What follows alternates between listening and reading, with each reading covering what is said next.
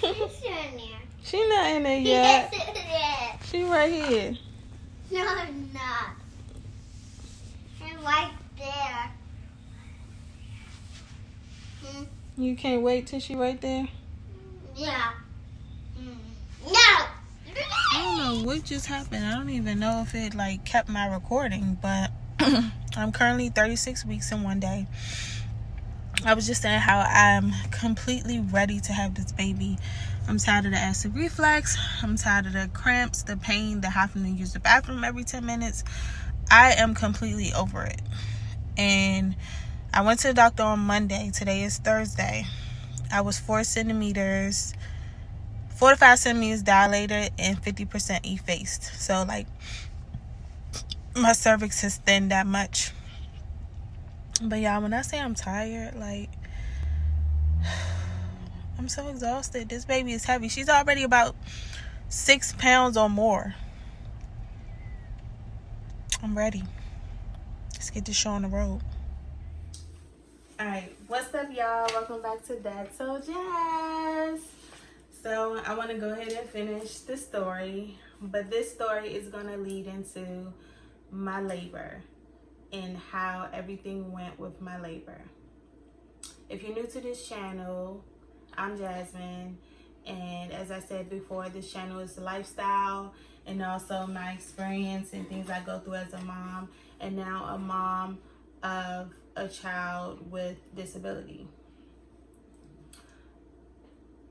I don't think of it as a disability. I feel like my baby she's already smart. Like she's an amazing child, like already.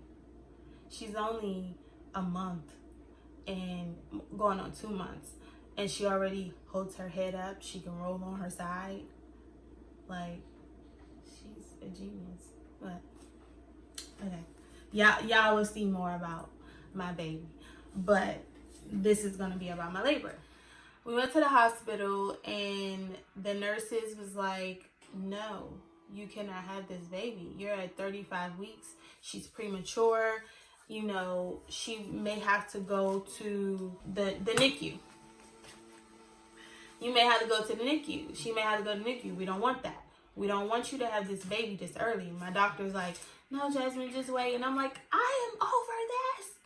I cannot wait any longer. Get this baby out. They're like, no, calm down. Like, you cannot have this baby. So what they did was give me a steroid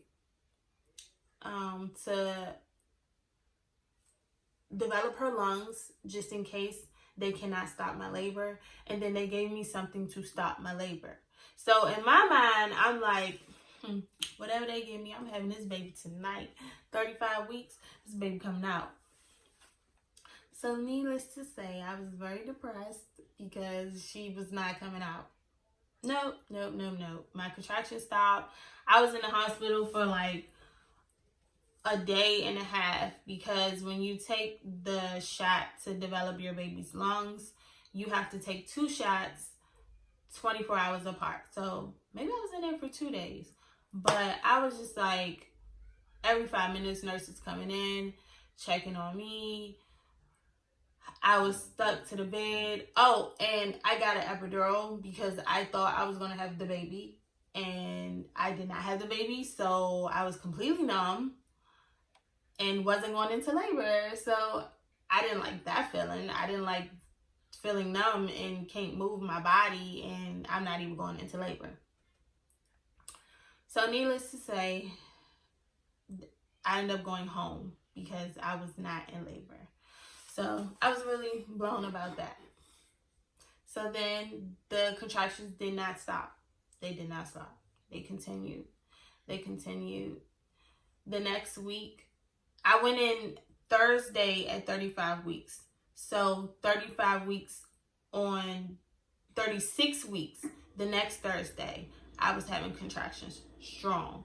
And a couple of days, I say that Monday before that Thursday, I went to see my doctor, and she was like, okay, you're like 4 centimeters dilated, and 50% effaced. So 50% effaced means how thin your cervix is, how soft your cervix is. So I was at 50%. You're supposed to be at 100%. I was only at 50%. But to me, I'm like, at any time I go into labor, I go into labor on Monday. Of course, it didn't happen on Monday. So fast forward to Thursday. Thursday, I'm having contractions. And I'm like, okay, this baby coming today. Not to mention, this is around my 4-year-old birthday. And I wanted to do a birthday party for him. And I wanted to have the baby before the birthday party or after the birthday party. I did not want to go into labor at my baby's birthday party. So I was stressed about that. Like, this baby need to come out or not come out because I don't want to go into labor at his party. Like, I just want to have the baby before his birthday. So where I left off, I am now 36 weeks. It is a Thursday. And I'm like, okay, Wednesday night, I was up all night with contractions. I was timing them. They were a little irregular, but they were still constant. So in the morning, I was like, should I go to the doctor's office or should I go to the hospital? Remind you that week before I went to the hospital and they sent me home because one day they didn't want to have a baby that early. I don't know if I'm going to go to the hospital again and go through all that, especially because it's COVID season. So every time I went to the hospital, I had to take a COVID test, which I'm okay with, but it's very uncomfortable. So I was like, should I just go to my doctor? But then I was like, but if I go into labor, then I'm going to have to go to the hospital. So I was like, let me just go to the hospital. So I go to the hospital. Me and my husband pack our bags. We drop the kids off. We go to the hospital.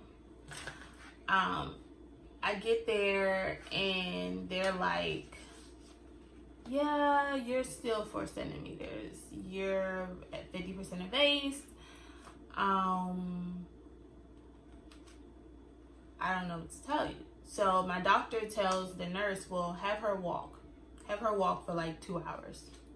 So I'm like, okay. So I start walking. I walked for an hour back and forth in the hospital. I couldn't leave the hospital. If I could have, that would have been a better walk. But I was just like, so I walked for like an hour. And then I was like, I don't feel like walking. So I just laid in the bed and took a nap. I probably should have walked a little more. But I was just like, you know what? Forget it. They about to send me home again. So I took a nap. The nurse came in. They checked me. The doctor checked me. And she's like, well, I mean, you haven't thinned out more than you were on Monday. I don't think you're going to have this baby right now. Also, my doctor was like, she's going out of town. She also delivered my last son. So she wanted to be at the delivery. And she was like, this weekend, I'm going to be out of town. And also that weekend was supposed to be my 4-year-old's birthday party. So I was just like, okay, baby, you cannot come this weekend. Like, my doctor's not going to be here. Your brother's birthday party. I'm going to need you to either come out today or not come out till next week.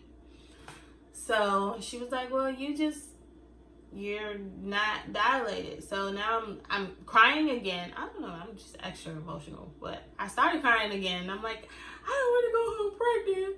I can barely sleep. This is miserable. So I was just like, I can't. And then my husband's like, it's okay, babe. It's okay. We're almost there. You're okay. And I'm like, I can't take it. So I get ready to go home. Now, as I'm going home, I start to feel pain, contractions again. So I'm thinking, okay, Braxton Hicks contractions, but it's painful. So as my husband went to get the car as we leave the hospital, I can feel the pain. So I was like, hey, you just go get the car. I'm going to sit down right here and wait for you. So as I was waiting for him, the pain it was painful. So he finally get me, and we supposed to go get the kids. But I tell my mom, like, Mom, I'm not feeling well. Like, I'm going to just go home, and then, you know, he can come and get the kids after he go play basketball or something. No, he was at work. So I was like, after he'd off for work, he can come because he works from home. I was like, he can go get the kids. And she was like, okay, well, that's fine. You know, you get some rest. So I go home, and the pain gets worse and worse.